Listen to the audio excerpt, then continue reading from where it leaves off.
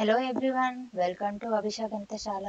ఈరోజు ఈ వీడియోలో మనం CTET mathematics paper 1 previous year question చూస్తున్నాము. Here is the first question. What should be subtracted from the sum of 11,1111 to obtain 10,000?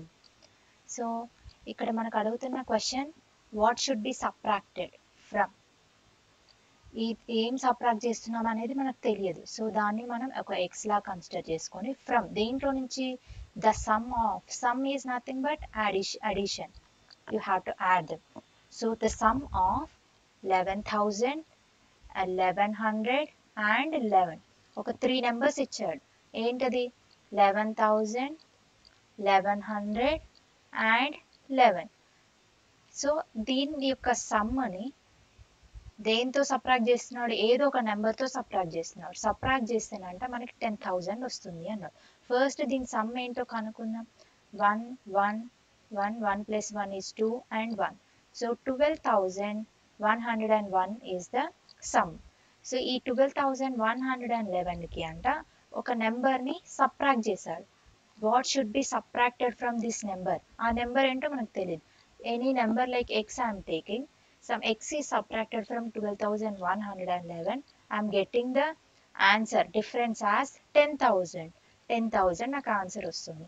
So ఈ number ఏంటో నాకు కనుక్కోవాలి కదా. సో ఈ నెంబర్ కనుక్కోవడానికి నేను ఇక్కడ ఏం చేయాలి? ఈ 12,111ని ఈ 10,000 ఇటు పంపించాలి, మైనస్ ఎక్స్ని అటు పంపించాలి. సో రెండింటిని ఇంటర్చేంజ్ చేస్తే నాకు వచ్చే ఆన్సర్ ఏంటో చూద్దాం. సో 12,111 ఈ 10,000 అనేది ఇటు పంపిస్తున్నాను కదా, అదేమవుతుంది? మైనస్ 10,000 అవుతుంది. ఓకే, ఈ మైనస్ ఎక్స్ అనేది అటుపోతే ప్లస్ ఎక్స్ అవుతుంది. ఓకేనా? So next thing, 12,111 minus 10,000 is how much? చేయండి, సబ్ట్రాక్షన్ చేయండి. 11120. So what is x value? 2,111 is the x value. So the correct option is option 4. Next.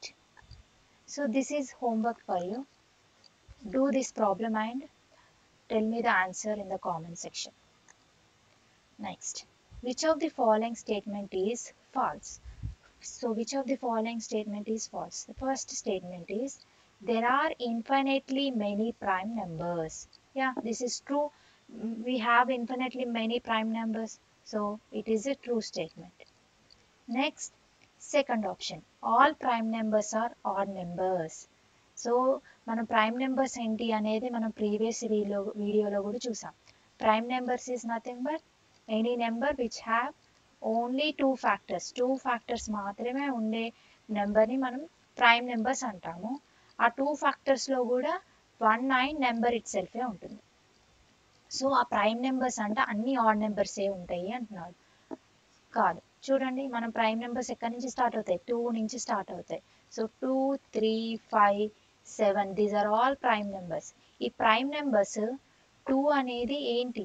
Only even prime number. Prime నెంబర్స్లో ఒక్కటే ఒక even prime number ఉంటుంది, అదే 2. So ఇక్కడ ఏమంటున్నాడు? All prime numbers are odd numbers అంటున్నాడు కదా, అంటే wrong. So this is false. This is the correct option. మనకి ఇది కరెక్ట్ ఆప్షన్ అని తెలిసిపోయింది. వేరే ఆప్షన్స్ కూడా చెక్ చేద్దాం. A prime number has only 2 factors. This is true. Next, there are only 1 prime number between 90 and 100 అంటున్నాడు. 90కి 100కి మధ్యలో వచ్చే నెంబర్స్లో ఓన్లీ ఒక్క నెంబర్ మాత్రమే ప్రైమ్ నెంబర్ ఉంది అంట.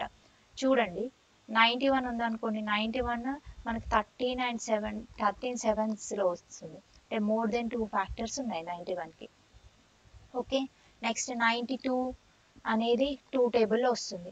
93 3 టేబుల్లో వస్తుంది. 94 it is divisible by 2 and 95 is divisible by 5. 96 is divisible by 2. 92 3 ఇలా ఉన్నాయి. సో నేను ఏం చేస్తున్నాను అంటే మోర్ దెన్, నాకు తెలుసు ఎలాగో 1 టేబుల్లో వస్తుంది, ఇది 91 టేబుల్లో వస్తుందని తెలుసు.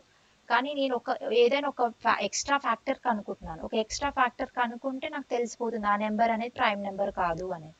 సో ఇక్కడ 97 ఉంది. 97 అనేది ఏ టేబుల్లో రాదు, అంటే ఇక్కడ 97 is the prime number, only prime number. Next 98, 98 అనేది other than 1998, 98 will go in 2 table also. 99, it will go in 3 table also. So అంటే ఇక్కడ ఆన్సర్ ఏంటి, 97 is the only prime number between 90 and 100. ఇక్కడ ఇది కూడా స్టేట్మెంట్ ట్రూ. సో ఇక్కడ wrong answer ఏంటి, wrong statement ఏంటి, all prime numbers are odd numbers. No, 2 is the only prime number which is even. Okay, next. How many quarters are there in 9 3/4 plus 3 1/2? Now, how many quarters? Quarters are nothing but 1/4. How many 1/4s are there? 4s are there in this. Before doing this one, ఇవి ఏంటి, mixed fractions లో ఉన్నాయి కదా, ఈ mixed fraction లో ఉన్న వాటిని మనం ఇంప్రాపర్ ఫ్రాక్షన్ లోకి కన్వర్ట్ చేయాలి. చూడండి, 9 3/4 ని ఇంప్రాపర్ ఫ్రాక్షన్స్ లోకి ఎలా కన్వర్ట్ చేయొచ్చు, 4 into 9 plus 3.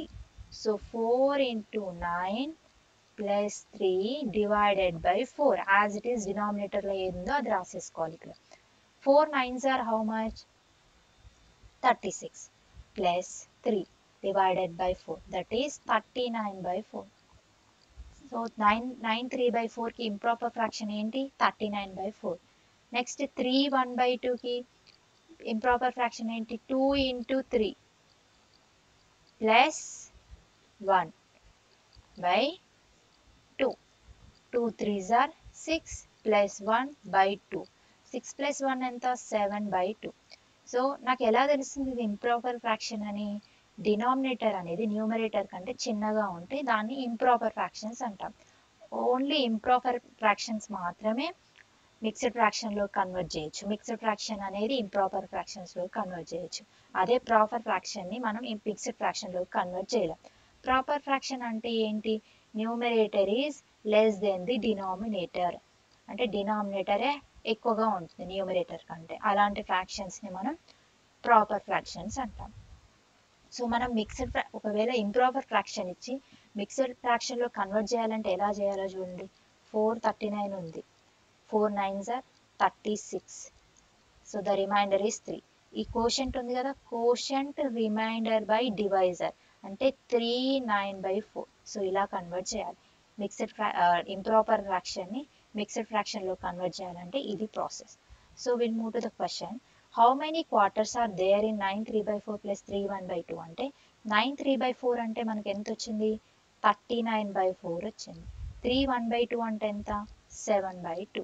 సో 39/4 7/2. 39/4 plus 7/2 లో ఏదైనా 2 ఫ్రాక్షన్స్ ని మనం యాడ్ చేయాలి అంటే డినామినేటర్స్ అనేది ఈక్వల్ గా ఉండాలి. డినామినేటర్స్ ఈక్వల్ గా లేకపోతే we have to make them equal. ఎలా, బై యూజింగ్ ది ఎల్సిఎం. చూడండి, 4 కి 2 కి ఎల్సిఎం చేయండి. 2 2s are 4, 2 1s are 2. So LCM is 2 into 2 into 1, that is 4. So మనకి ఎల్సిఎం ఎంత వచ్చింది, 4 వచ్చింది కదా. సో 4 వచ్చింది కాబట్టి డినామినేటర్లో డైరెక్ట్గా 4 రాసుకోండి. సో 39 into, సో 4ని దేంతో మల్టిప్లై చేస్తే నాకు 4 వస్తుంది, ఎల్సిఎం వస్తుంది 1తో కదా. ఈ 1ని 39తో కూడా మల్టిప్లై చేద్దాం. 2ని దేంతో మల్టిప్లై చేస్తే నాకు ఈ ఎల్సిఎం వస్తుంది, 2తో కదా.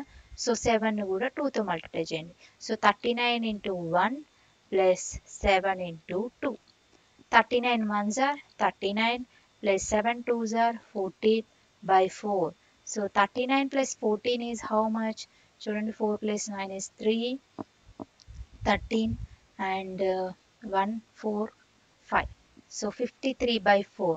53/4ని నేను ఇలా కూడా రాయొచ్చు, 53 into 1/4. So how many quarters are there? 53 quarters are there. So option 4 is the correct answer. Next, 12 millions can be written in Indian number system is, మనకి 2 నెంబర్ సిస్టమ్ ఉంది. అదేంటి, Indian number system and international number system ఉంది. Indian number సిస్టంలో 1s 10s 100s 1000s 10,000s and lakhs 10 lakhs and crores ఉంటాయి కదా.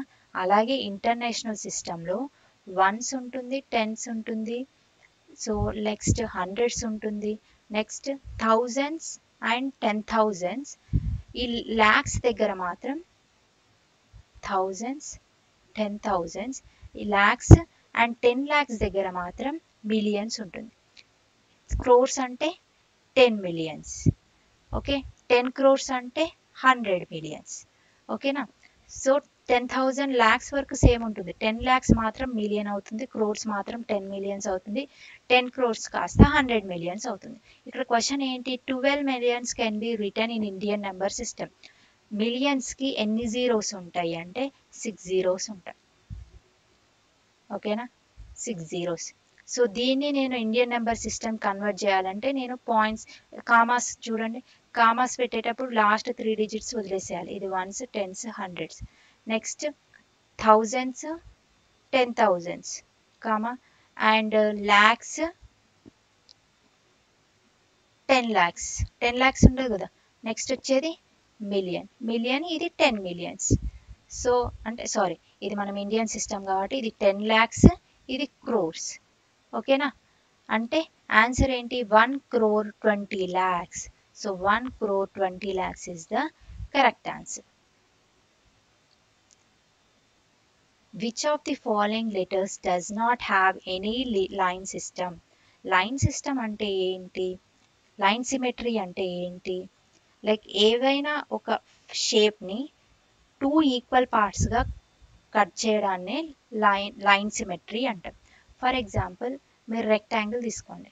రెక్టాంగిల్ని line symmetry అంటే ఏంటి? దీన్ని ఎగ్జాక్ట్గా 2 పార్ట్స్గా నేను డివైడ్ చేస్తా. దీన్ని నేను ఫోల్డ్ చేశానంటే ఎగ్జాక్ట్గా వేరే అదర్ పార్ట్ అనేది కనిపించదు. ఎగ్జాక్ట్గా అది కోయిన్సైడ్ అయిపోవాలి. మీరు కూడా మీ 2 handsని దగ్గర పెట్టుకోండి. దగ్గర పెట్టుకున్నప్పుడు ఎగ్జాక్ట్గా అది ఓవర్లాప్ అయిపోతాయి. అలా అవుతున్నాయి అంటే మీ 2 hands సిమెట్రీగా ఉన్నాయి, అంటే సేమ్గా ఉన్నాయి. Symmetry is nothing but same shape and size. So ఇక్కడ ఈ 2 halfsగా డివైడ్ చేయగలిగాం కదా రెక్టాంగిల్. అలా డివైడ్ చేయగలిగితే దాన్ని మనం ఈ లైన్ని మనం లైన్ ఆఫ్ సిమెట్రీ అంటాం. చూడండి, బీకి ఏదైనా ఒక్కటైనా లైన్ ఆఫ్ సిమెట్రీ వస్తుందా లేదా అని అడుగుతున్నాడు. చూడండి, మనం బీకి లైన్ ఆఫ్ సిమెట్రీ ఇక్కడ డ్రా చేయొచ్చు. దీన్ని మళ్ళీ నేను ఫోల్డ్ చేస్తే ఎగ్జాక్ట్గా ఓవర్లాప్ అవుతుంది. ఎక్స్కి కూడా నేను లైన్ ఆఫ్ సిమెట్రీ డ్రా చేయొచ్చు. 1 2 3 4 డ్రా చేయొచ్చు. ఎస్కి చూడండి, నేను ఇక్కడ డ్రా చేశాను అనుకో, ఇది ఓవర్లాప్ అవుతుందా? చూడండి, ఇలా వస్తుంది ఫిగర్. ఓవర్లాప్ అవ్వట్లేదు కదా. ఒకవేళ నేను ఇలా డ్రా చేశాను అనుకో, ఇలా డ్రా చేస్తే ఏమవుతుంది? ఇది ఇలా ఉంటుంది, ఇది కాస్త ఇక్కడికి వస్తుంది, లైక్ సంథింగ్ ఇలా వస్తుంది. ఓవర్లాప్ అవ్వట్లేదు. నెక్స్ట్ టీ తీసుకోండి. టీకి ఒక లైన్ ఆఫ్ సిమెట్రీ వస్తుంది. ఒక్క లైన్ ఆఫ్ సిమెట్రీ వచ్చినా సరిపోతుంది. కాబట్టి ఈ బీకి, ఎక్స్కి, టీకి లైన్ ఆఫ్ సిమెట్రీ వస్తున్నాయి, బట్ ఎస్కి రావట్లేదు కదా. So which of the following letters does not have any line of symmetry అంటే ఎస్కి ఎలాంటి లైన్ ఆఫ్ సిమెట్రీ లేదు, కాబట్టి option 3 is the correct. Next, a polygon is called regular when it is. పాలిగాన్ని మనం ఎప్పుడు రెగ్యులర్ అంటాము అంటే ఫస్ట్ మనకు పాలిగాన్ అంటే ఏంటో తెలియాలి కదా. పాలిగాన్ అంటే ఏంటి? It is a simple closed figure. So it is a simple closed figure made up of definite number of line segments. Definite number of line segments అంటే ఏంటి? ఎగ్జాక్ట్గా మనం కౌంట్ చేయగలగాలి. కౌంట్ చేయగలిగే లైన్ సెగ్మెంట్స్ ఉంటే అలాంటి ఫిగర్స్ని మనం పాలిగాన్స్ అంటాం. ఫర్ ఎగ్జాంపుల్ మీరు స్క్వేర్ తీసుకోండి, రెక్టాంగిల్ తీసుకోండి, ట్రయాంగిల్, ఇవన్నీ పాలిగాన్సే. ఎందుకంటే స్క్వేర్కి ఎన్ని లైన్ సెగ్మెంట్స్ ఉన్నాయంటే 4 లైన్ సెగ్మెంట్స్ ఉన్నాయని చెప్పొచ్చు కదా. ఇది 1 2 3 4.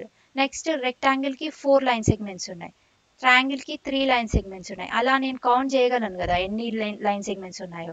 కౌంట్ చేయగలిగే లైన్ సెగ్మెంట్స్ ఉంటే వాటిని పాలిగాన్, అలా లైన్ సెగ్మెంట్స్తో ఫామ్ అయ్యే క్లోజ్డ్ ఫిగర్ని మనం పాలిగాన్ అంటాం. ఈ పాలిగాన్లోనే మనకి 2 types ఉంటాయి. One is regular polygon, another one is irregular polygon. Regular polygon అంటే ఏంటి అంటే ఎగ్జాక్ట్గా అన్ని sides, all sides and all angles are equals to each other, then such polygon is called regular polygon. అంటే square is the example for regular polygon. ఎందుకంటే square లో all sides are equal and all angles are equals to 90 degrees. ఓకేనా? Next equilateral triangle తీసుకోండి. Equilateral triangle లో కూడా all sides are equal and all angles are 60 degrees only. These two are the examples for the regular polygon. Okay na? Next, the price list of vegetables in a market is given as follows. So potatoes quantity 2 kgs, price is 60 rupees. Onions 1 kg, price is 35. Tomatoes, chilies, carrot, lemons ఇలా prices ఇచ్చారు వాళ్ళు. So మనకి ఇక్కడ కనుక్కోవాల్సింది ఏంటి? Tapan buys 1 kg potatoes. Tapan అంటే 1 kg potatoes and half kg onions, half kg tomatoes, 250 grams carrots, 100 grams chillies, 4 lemons తీసుకున్నాడు. So అతను 500 రూపీస్ నోట్ ఇచ్చాడు షాప్ కీపర్కి. How much money will he get back అని అంటున్నాడు. ఇక్కడ పొటాటోస్ అన్ని తీసుకున్నాడు, 1 kg తీసుకున్నాడు కదా. 2 kgsకి 60 రూపీస్ అయితే 1 kgకి ఎంత అవుతుంది? 30 రూపీస్ కదా. నెక్స్ట్, ఆనియన్స్ హాఫ్ kg తీసుకున్నాడు. 1 kgకి 35 రూపీస్ అయితే హాఫ్ kgకి ఏమవుతుంది? 35/2 అవుతుంది.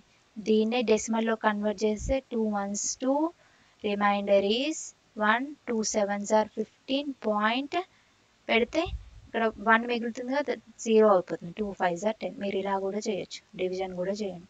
2 1s 2, 2 7s are 14, 1 ఇక్కడ 1 అనేది 2 టేబుల్లో రాదు కాబట్టి పాయింట్ పెట్టుకోవాలి. పాయింట్ పెట్టుకుంటే ఇక్కడ 0 పెట్టుకోవచ్చు. So 2 5s are 10, 17.5. So rupees 17.50. Next, tomatoes half kg తీసుకున్నారు. హాఫ్ kg అంటే ఎంత? హాఫ్ kg టమాటోస్ అంటే 20 rupees. Next, 100 grams of chillies. 100 grams అంటే 50 grams-కి 10 రూపీస్ అయితే 100 grams-కి ఎన్ని రూపీస్ అవుతాయి? 20 రూపీస్ అవుతాయి. నెక్స్ట్, క్యారెట్స్ 250 grams తీసుకున్నారు. So as it is 25 we can write.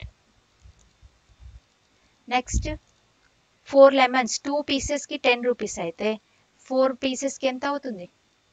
20 అవుతుంది కదా.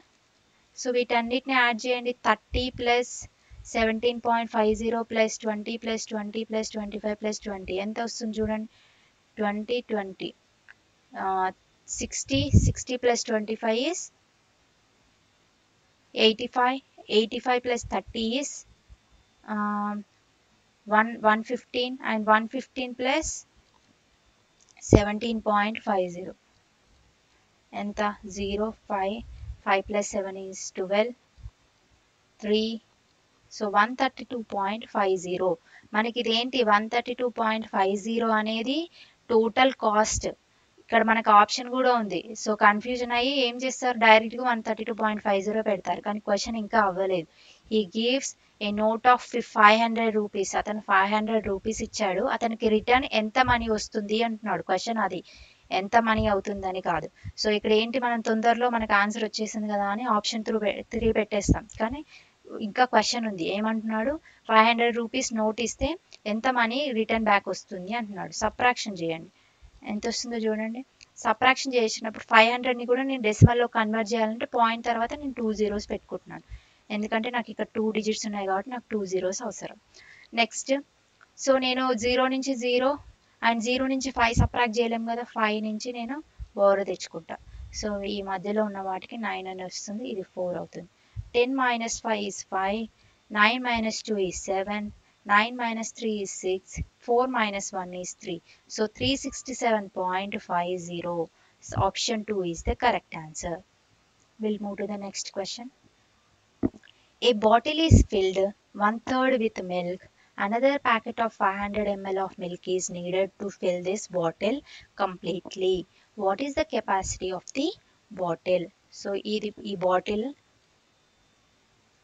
ఈ బాటిల్ని 1/3 ఆఫ్ ది మిల్క్ అనేది ఫిల్ అయి ఉందంట. అంటే నేను ఈ బాటిల్ని 3 పార్ట్స్గా డివైడ్ చేస్తాను, 3 ఈక్వల్ పార్ట్స్గా. ఈ 3 ఈక్వల్ పార్ట్స్లో 1/3 ఆఫ్ ది మిల్క్ అనేది already filled. 1/3 of the milk అనేది ఫిల్ అయింది. రిమైనింగ్ ఎన్ని పార్ట్స్ అనేది ఫిల్ అవ్వలేదు?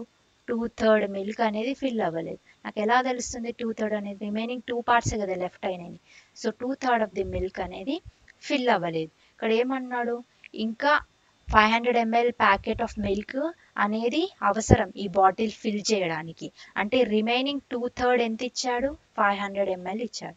చూడండి ఇక్కడ ఏమన్నాడు, another packet of 500 ml of milk అనేది అవసరం ఈ బాటిల్ని కంప్లీట్గా ఫిల్అప్ చేయడానికి. అంటే రిమైనింగ్ ఎన్ని పార్ట్స్ మిగిలాయి, 2/3 కదా, ఆ 2/3 అనేది ఇక్కడ ఎంత ఇచ్చాడు, 500 ml ఇచ్చాడు. అక్కడ అడుగుతున్న క్వశ్చన్ ఏంటి, what is the capacity of the bottle అంటున్నాడు. కెపాసిటీ ఈజ్ నథింగ్ బట్ ఎంత మిల్క్ ఇక్కడ ఇందులో పడుతుంది అని అర్థం. అంటే ఎన్ని మిల్లీ లీటర్స్ పడుతుంది మిల్క్ అని కనుక్కోవాలి. ఇక్కడ చూడండి 2/3 ఆఫ్ ది మిల్క్ అనేది 500 ml అవుతే యూనిటరీ మెథడ్ యూస్ చేయాలి. 1/3 of the milk is how much. Previous క్లాస్లో నేర్చుకున్నాం యూనిటరీ మెథడ్ ఎలా చేయాలి అనేది. సో ఈ 1/3 అనేది 500తో మల్టిప్లై చేసి 2/3 తోటి డివైడ్ చేయాలి.